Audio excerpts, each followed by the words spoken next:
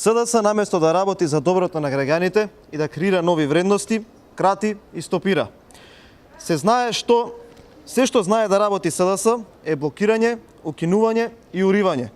Владата на СДС го поништи тендерот за изградба на катна гража во центарот на Охрид, проект со кој требаше да се реши проблемот со паркинг места во Охрид и значително да се растерети сообраќајниот метеж. Со стопирањето на овој проект, СДС свесно дозволува да продолжи сообраќајниот хаос во најголемиот туристички центар во земјава.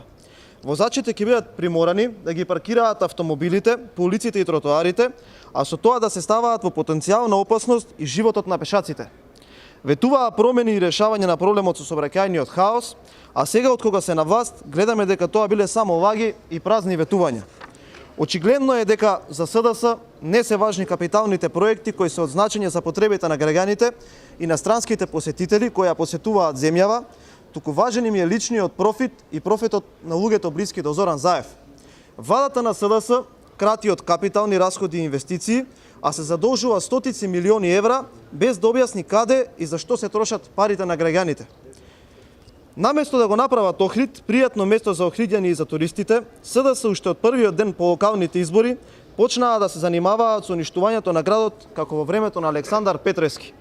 Владата на СДС секој ден се повеќе покажува дека не работи ниту за доброто на граѓаните, ниту за доброто на општините во Република Македонија.